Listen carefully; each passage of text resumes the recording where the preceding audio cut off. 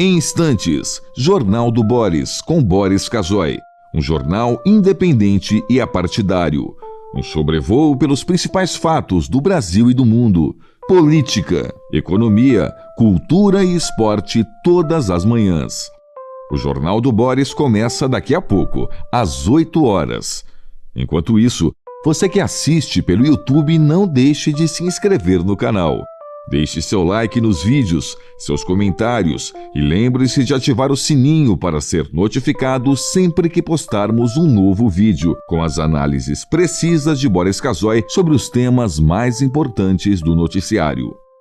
Para você que acompanha pelo Facebook, curta a página oficial e deixe seus amigos bem informados, compartilhando sempre nosso conteúdo diário.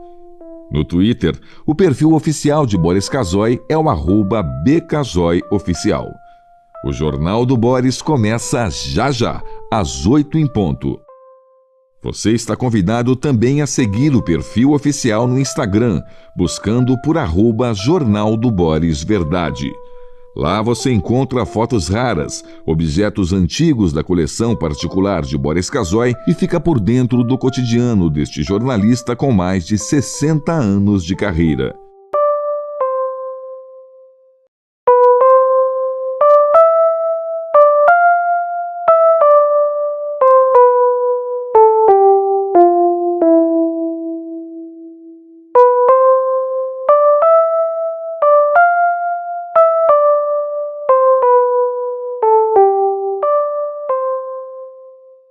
Em instantes, Jornal do Boris, com Boris Casoy.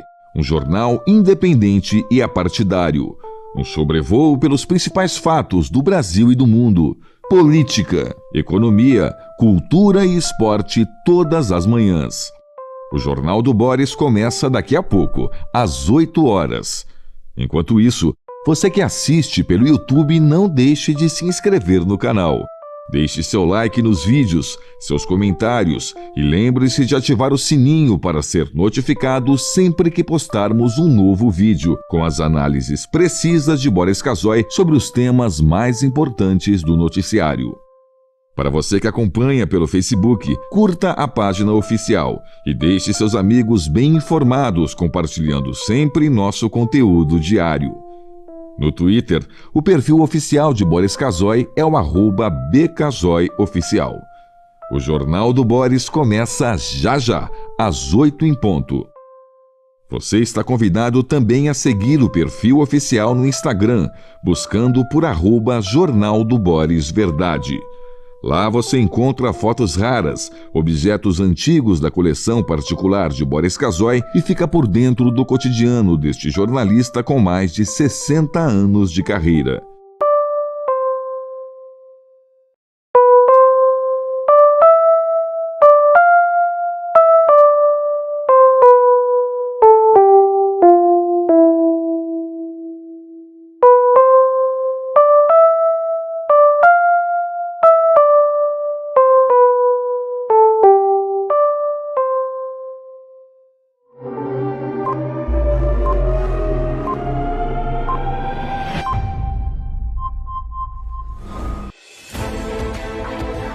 A partir de agora, passando a limpo as notícias do dia no Brasil e no mundo, está no ar o Jornal do Boris. Bom dia, muito bom dia, está no ar o Jornal do Boris. O Jornal do Boris é um sobrevoo pelos principais acontecimentos do Brasil e do mundo a partir das primeiras páginas dos jornais. Muita novidade hoje, a partir do furacão Milton, que atingiu a zona leste dos Estados Unidos, a Flórida, com problemas gravíssimos causados à população, inclusive mortes. O furacão continua ativo, se é que a gente pode chamar um furacão de ativo ou não, arrancou telhados, arrancou um telhado inteiro de um galpão organizado para receber vítimas, etc. Durante o jornal, se houver novidades, voltaremos ao assunto. Mas é gravíssimo o que está acontecendo. ainda agravado por boataria que correu nos Estados Unidos, fake news que o presidente Biden atribuiu ao ex-presidente Trump, etc., etc. No meio disso, tem a eleição americana. E falando em eleição americana, sabe-se hoje que o presidente Trump não quer fazer mais debates. Não quer fazer mais debates com Kamala Harris. Ele foi mal no último debate e providencialmente está tentando evitar o debate com a candidata democrata. Agora, a gente não sabe até que ponto essa negativa pode prejudicar a candidatura a Trump. Se você mirar as pesquisas americanas, numa média delas, você verá que a pugna, olha que bonita a palavra, pugna, luta entre os dois, continua empatada com uma ligeira vantagem para Kamala Harris. Isso não quer dizer nada, porque o sistema americano de voto distrital, etc., etc., não permite prever com mais precisão qual será o resultado da eleição. Aí é eleito um colégio eleitoral, etc., etc., e, em última instância, esse colégio eleitoral é que elege o presidente. Claro que, quando o colégio eleitoral é formado, cada estado, em sua disputa, tem um resultado. Todos os representantes vencedores daquele estado, de um partido ou do um ou outro, não os dois, tem números proporcionais à população, esses todos, né, todos de um partido só, é que vão para esse encontro final, e aí a eleição já está resolvida. Tem muita gente que quer a modificação desse sistema, porque isso já aconteceu. O número somado de votos do eleitorado americano muitas vezes não corresponde à vitória de um ou outro candidato. Ou seja, um candidato no atual sistema pode ser eleito tendo menos votos no total que seu adversário. Então tem gente querendo a modificação desse sistema, mas por enquanto tem prevalecido a tradição. Tem voto pelo correio, tem uma série de coisas que o eleitor médio americano quer abolir, mas é difícil. Hoje pela manhã, às 8h30, propaganda eleitoral. Obrigado, viu, Cássio? Falando em propaganda eleitoral, hoje às 8h30 da manhã, quer dizer, vão esperar acabar o Jornal do Boris, vai ter debate nas organizações Globo, debate em São Paulo, será nos estúdios da CBN, a rádio de notícias da organização Globo em São Paulo, programado para ser travado, claro, entre os dois candidatos, Guilherme Boulos e o atual prefeito Ricardo Nunes. Só que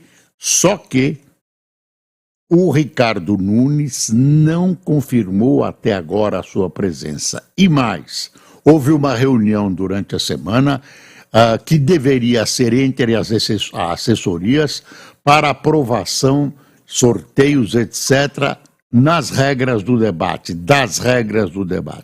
pessoal do Ricardo Nunes não compareceu, fazendo prever, a não ser uma decisão de última hora, que ele não comparecerá ao debate de hoje, repito, marcado para logo mais às 8h30. Se ele não comparecer, prevêem as regras do debate, haverá uma entrevista de 1 hora, feita apenas, claro, com o candidato que comparecer, no caso, Guilherme Boulos. Eu também não sei até que ponto isso vai prejudicar esse ou aquele candidato. Agora, tem uma coisa que os candidatos, os dois, reclamam, é o seguinte: tem uma pá de emissoras Globo, SBT, Gazeta, Record, Jornal Estado de São Paulo, Folha de São Paulo, todo mundo quer fazer debate. Se você tem a eleição no dia 27, os litigantes só estarão disponíveis para debate. Então, o que alguém sugeriu, e que eu acho que é uma solução, seria um pool de emissoras de rádio, de televisão e jornais em 1 ou 2 debates. Porque não dá para fazer debate todo dia, e o próprio debate acaba sendo monótono, porque os assuntos se esgotam de uma ou outra maneira, não deviam se esgotar. Tem muito problema, mas eles acabam se esgotando e repetindo. Você liga num debate, está pensando que está vendo o videotape do anterior. Aqui a anotação: propaganda eleitoral. Começa nesta sexta-feira, dia 11. Propaganda eleitoral pelo rádio e televisão. Vai até dia 25, com tempo igual para os 2 candidatos. É evidente, segundo turno. Preste atenção, essa história de que segundo turno é uma outra eleição, eu repito isso, é uma balela. Segundo turno traz uma série de fatos da primeira eleição, traz a votação que o candidato teve, traz algumas marcas dos temas que foram debatidos, etc., etc., e propicia alguma correção de rumos. Por exemplo, o candidato Guilherme Boulos, dizem seus assessores, está corrigindo um pouco, levando um pouco para a direita, né, levando um pouco para o empreendedorismo, a temática do que ele deve falar nessa campanha, ao perceber que isso foi motivo de sucesso na candidatura do Pablo Marçal. Então, dia 11 começa o horário eleitoral no rádio e na televisão. Só para lembrar, esta noite, a seleção brasileira de futebol enfrenta o Chile em Santiago, no Chile. A seleção brasileira vai mal, está em 5º lugar e corre o risco de, pela primeira vez, não se classificar para a disputa da Copa do Mundo. Isso que seria muito triste, e esse risco é real. A seleção brasileira vai de mal a pior.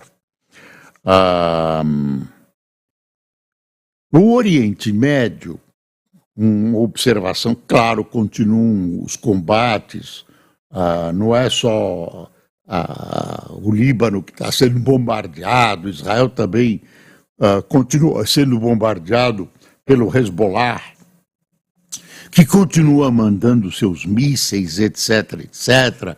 Tem destruições em Israel também, a briga continua.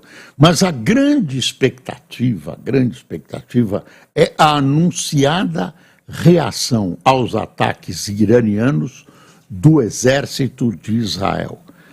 Por que isso demora? Porque Israel, que deve ter planos de retaliação, não realizou já esses ataques.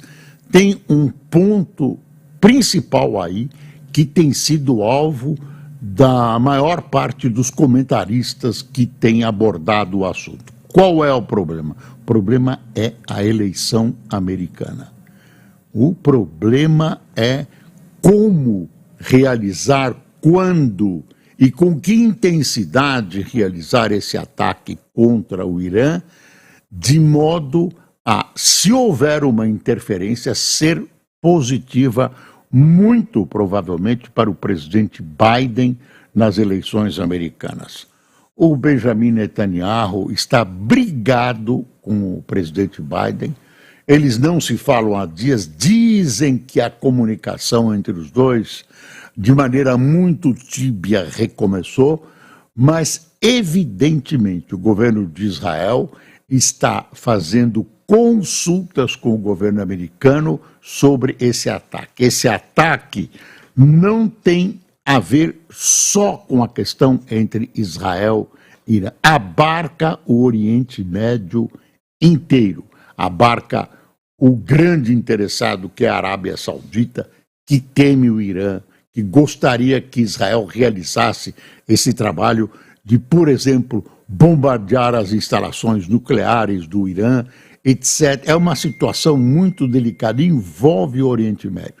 O que os Estados Unidos querem e que Israel reluta em aceitar? Querem a criação de 2 estados na questão palestina, um Estado palestino e um israelense, com fronteiras seguras, etc., etc. O governo Netanyahu, a sua coligação, não gosta dessa ideia, não quer e boicota essa ideia, quer também que os acordos de Abrão se intensifiquem. Acordos de Abrão são acordos de Israel com todos os países árabes. Antes do ataque de outubro contra Israel, isso estava praticamente acertado com a Arábia Saudita, agora houve um recuo, mas a Arábia Saudita tem todo o interesse em Israel também de ter uma aliança Arábia Saudita e Israel para olhar com muita desconfiança para o Irã. O Irã quer ter hegemonia na região e o principal alvo, também tem uma questão religiosa aí pelo meio, é a Arábia Saudita. Então, claro que eu não revelei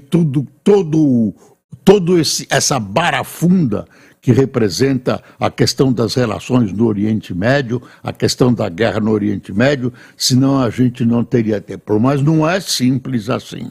É uma costura que está sendo elaborada, patrocinada e organizada especialmente pelo governo americano. O governo americano quer pôr o ponto final naquela insegurança que existe naquela região.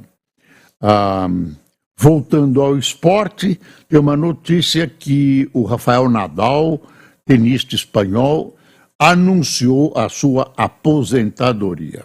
Campeão, supercampeão, hipercampeão, Nadal já fez um bom dinheirinho profissional do tênis e tem problemas físicos, né? Um atleta de ponta, especialmente de alguns esportes, como o tênis, sempre tem dores. Os esforços que eles costumam fazer superam normalmente as possibilidades do corpo humano, né? Superam os limites do corpo humano. Então esse pessoal sofre de dores, sofre de problemas e que eles querem viver. Tem que treinar o tempo todo, etc, etc. Está aí a história da saída do Nadal estar abandonando, estar se aposentando no tênis. Tem uma notícia, não sei se vale a pena, mas dizem que o Malafaia e o Bolsonaro ficaram de bem depois que o Malafaia disse um monte de coisas do Bolsonaro. Parece que eles já voltaram às boas, conversaram pelo telefone, etc, etc. Teve uma coisa vergonhosa, não sei se dá tempo de a gente comentar o tempo todo, que ele sente a memória daqueles 111 mortos na revolta do Carandiru, foi conspurcada, né? O que aconteceu? Todos os policiais, PMs envolvidos naquelas mortes acabaram sendo inocentados. Vai para cá, empurra para lá, empurra o tribunal para cá, chuta a bola para lá. O fato é o seguinte: houve um problema gravíssimo, isso faz muito tempo, foi no governo Fleury, um momento gravíssimo, uma revolta ou uma briga interna, não se sabe direito. Também não vou me aprofundar no assunto. O fato é que uma tropa da PM, constituída por não sei quantos homens, invadiu o Carandiru, presídio que não existe mais, invadiu o Carandiru e matou 111 presos. Um pequeno detalhe: a maioria deles estava trancada nas celas. estava trancada nas celas e foi simplesmente metralhada por soldados e oficiais da PM paulista. E agora passaram o pano nisso. Passaram o pano nisso. Isso é uma vergonha. Isso é uma vergonha. A pessoa está presa, pode ser bandido, pode ser o que é, mas vive sob o império da lei. E isso tem que ser respeitado. Tome cuidado com você que diz que bandido bom é bandido morto, porque a vítima pode ser você ou algum parente seu, que um policial que não tem preparo para isso e nem é tarefa constitucional dele, decide se você deve viver ou não. Cuidado! Por isso, a democracia exige o cumprimento, a submissão à lei e não é o caso. Meus pêsames à justiça por esse tipo de atitude de passar o pano num fator terrível como esse. Tem uma coisa aqui que o Estadão chama na primeira página que é gravíssimo. Propostas que sustam decisões e limitam o poder do STF avançam. Então tem uma série de propostas em relação ao Supremo que estão avançando. O Supremo não é a casa das delícias, não é, segundo muitos, o Supremo que o Brasil gostaria de ter, mas é o STF do Brasil.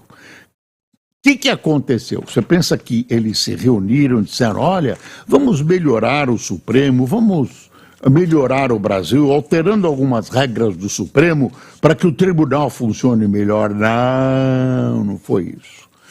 O Supremo, corretamente, exigiu que as emendas parlamentares fossem fiscalizadas, que se soubessem para onde vai o dinheiro em período eleitoral, segurou as emendas parlamentares que inundam as prefeituras. Você vê que quase todos os prefeitos que receberam emendas parlamentares se reelegeram nessa última eleição agora.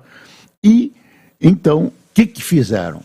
Sob os auspícios do presidente da Câmara dos Deputados, eles resolveram reagir. E a reação é essa.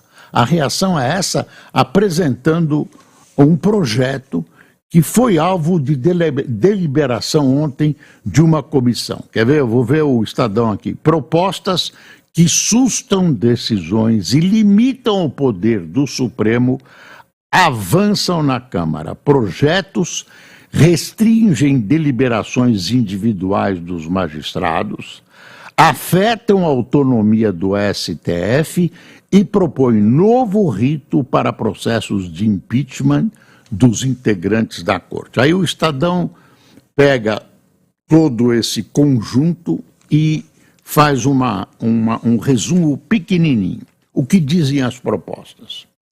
Decisões monocráticas. PEC prevê que ministros do STF não poderão conceder liminar sozinhos para suspender efeitos de leis aprovadas pelo Congresso. Olha, eu gosto dessa proposta. Tem gente que, eu acho que isso deve ser melhor discutido, eu sei que tem juristas, gente mais abalizada do que eu para analisar essas questões, mas decisões monocráticas. Toffoli agora decidindo coisas incríveis sozinho, num tribunal que é feito para ser um conjunto de pessoas. Tem 11 ministros, aí vai um e decide a vida de uma pessoa, toma uma decisão sozinho, que tem força de lei. Eu acho que isso pode ser, na minha opinião, deve ser rediscutido. Aí vem o resto. Revisão de julgamentos. Outra PEC define que por 2/3 dos deputados e senadores, Congresso passa a ter poder para anular julgamento do Supremo. Aí, minha gente, não dá para aguentar. Quer dizer, tem uma decisão jurídica que passou por todas as instâncias do judiciário. O Supremo decide, como em qualquer nação, o Supremo decide, deve decidir corretamente.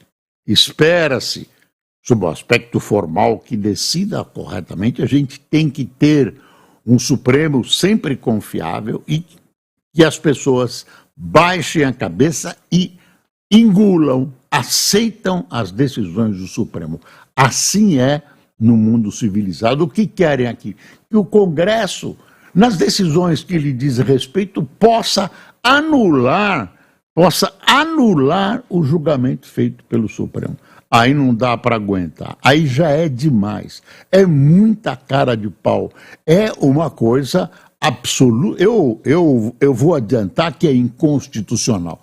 É inconstitucional e também não obedece aos padrões mínimos do que se espera da justiça. Quer dizer, você leva um tribunal, o Supremo Tribunal da Nação julga, todo mundo tem que aceitar, é assim, falhou aqui, mas é assim, tem que aceitar, esgotados os recursos, boca fechada, não, aí pode vir o Congresso cheio de políticos de todos os matizes, alguns matizes bem suspeitos, para usar a palavra correta, e resolve anular a decisão da justiça. Não tem cabimento, não tem cabimento.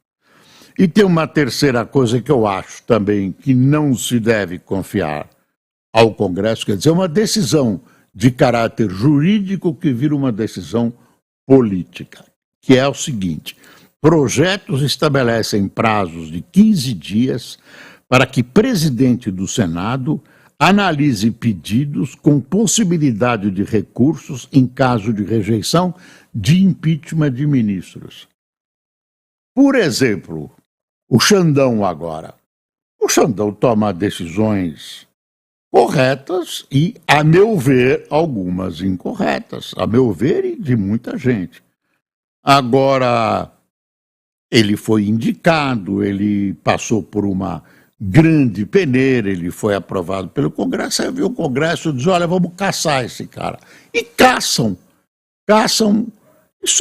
Isso quer dizer, essas duas propostas conjugadas, né, essa que o Congresso pode anular decisões do Supremo e essa que pode ficar com a espada de Damocles na cabeça de um ministro, isso é abominável, gente. Isso é abominável, não pode. E vem não de uma ideia, eu estou repetindo, mas é uma ideia, vamos melhorar. Nada, vem de uma retaliação, de uma vingança.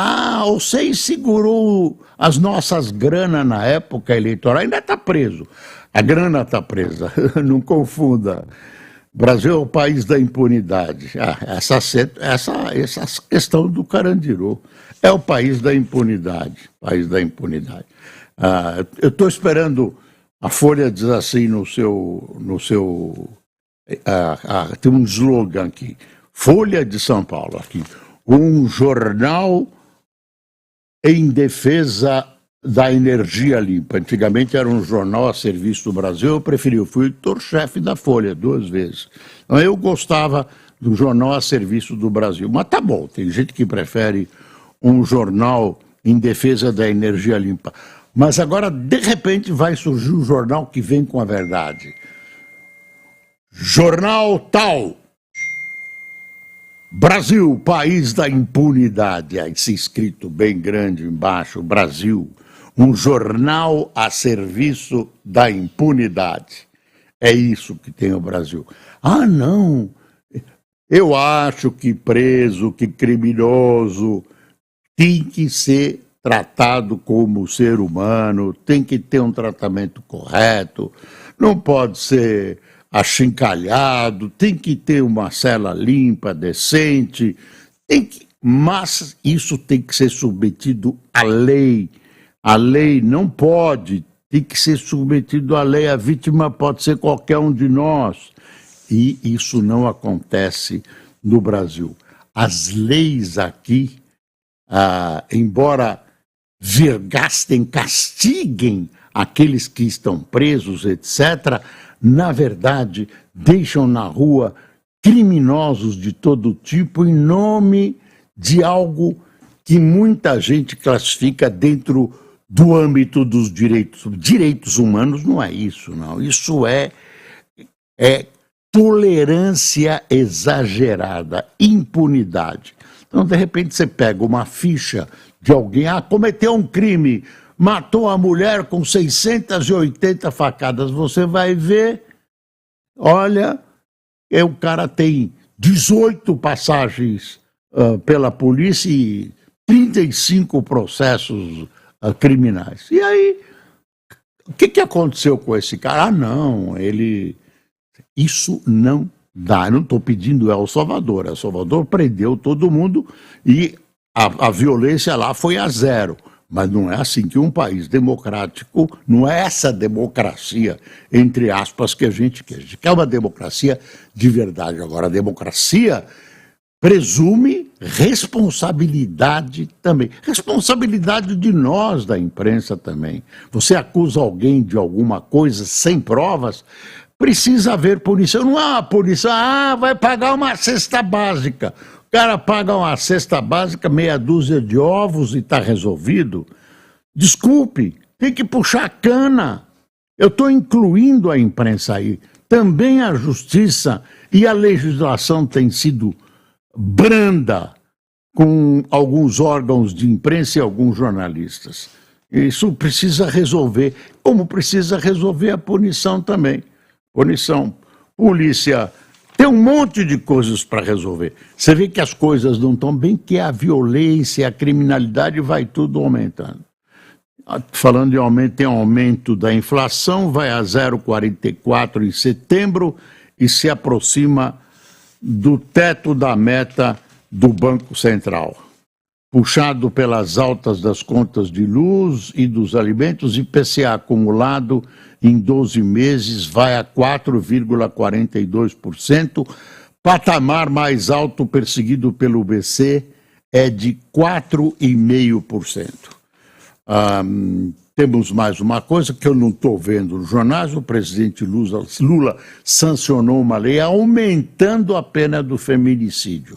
Agora a pena de feminicídio, quando a pessoa mata uma mulher porque ela é mulher, é mais ou menos essa a definição, vai de 20 a 40 anos de prisão. Eu tenho medo quando a prisão é muito grande, porque os juízes muitas vezes temem em aplicar uma pena inicial muito grande. Então, 20 anos como pena inicial é muito.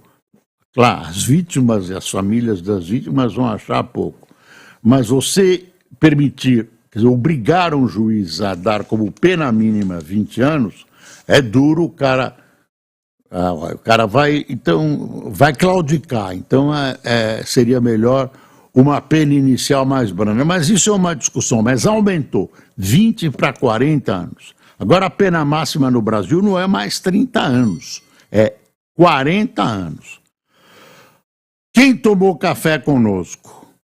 Fabrício Alencar, Carlos André, Pedro Erlichman, que por coincidência é meu sobrinho. Não pensa que é uma criancinha, não. Ele tem 70 e lá vai pedrada de anos. Nilza Denis tem a sorte de ser meu sobrinho. Roseli Nogueira, Gilson Persig, Juliana Benuto, Aline Lima, Ariel Suarte, Francisco Maio, Onifácio Zacarias, Marcelo Almeida, João Rezende, Ricardo Castelo de Blumenau, Luiz Henrique de Curitiba, Stanislau Wroblewski de Jaraguá do Sul e Antônio Soares de Sumaré.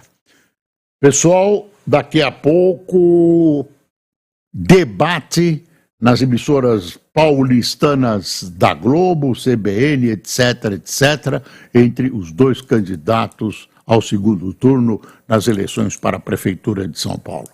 Recomendo o debate, pense, vote bem. Muito obrigado por sua atenção.